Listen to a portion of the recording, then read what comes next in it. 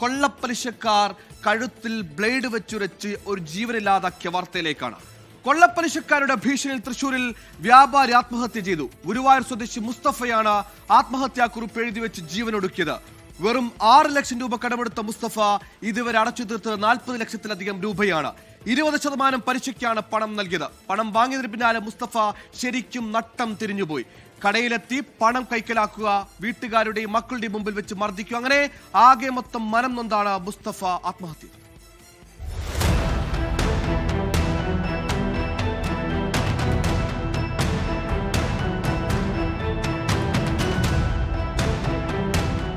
പലിശക്കാരുടെ സംബന്ധം മൂലമുണ്ടായ പ്രശ്നം കാരണമാണ് ഇപ്പോൾ ആത്മഹത്യ ചെയ്തിട്ടുള്ളത്.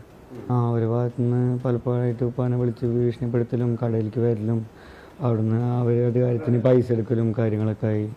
വ്യാപാര ആവശ്യങ്ങൾക്കായി പ്രദേശവാസിയായ പ്രഹ്ലേഷിൽ നിന്നും ദിവേഗിൽ നിന്നും മുസ്തഫ വാങ്ങിയത് 6 ലക്ഷം രൂപ. പലിശയും കൂട്ടുപലിശയുമായി 1.5 വർഷത്തിനിടെ കൊടുത്തു തീർത്തു 40 ലക്ഷത്തിലധികം. 20 ലക്ഷത്തോളം രൂപ വില വരുന്ന 5 സെന്റ് ഭൂമി വെറും 5 ലക്ഷം രൂപയ്ക്ക് പലിശക്കാർ എഴുതി വാങ്ങി.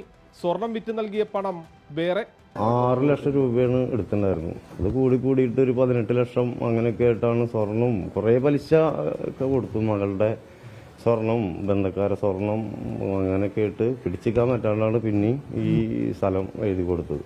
മുസ്തഫയെ ഭീഷണിപ്പെടുത്തിയ ഗുണ്ടകൾ പണം കൃത്യസമയത്ത് നൽകാത്തതിന് ഭാര്യയുടെയും മക്കളുടെയും മുന്നിലിട്ട് മർദ്ദിച്ചു. ഭീഷണി വേറെയും. പരാതി നൽകിയെങ്കിലും പോലീസിന് മെല്ലപ്പോക്കെന്നും കുടുംബം. സംഭവത്തിൽ അസ്വാഭാവിക മരണത്തിന് കേസെടുത്ത് അന്വേഷണം തുടരുകയാണ്. ആത്മഹത്യാക്കുറിപ്പിലെ വിവരങ്ങൾ പരിശോധിച്ച് തുടർ നടപടി സ്വീകരിക്കുമെന്നാണ് പോലീസിന്റെ വിശദീകരണം. 24 തൃശൂർ. ലോകത്തെവിടെയായാലും ഏത് സമയത്തും 24 വാർത്തകളും ഓഗ്മെന്റഡ് റിയാലിറ്റി പാക്കേജുകളും എക്സ്പ്ലെയിനറുകളും വിശദമായി കാണാൻ ഞങ്ങളുടെ യൂട്യൂബ് ചാനൽ നിങ്ങൾക്ക് സബ്സ്ക്രൈബ് ചെയ്യാം.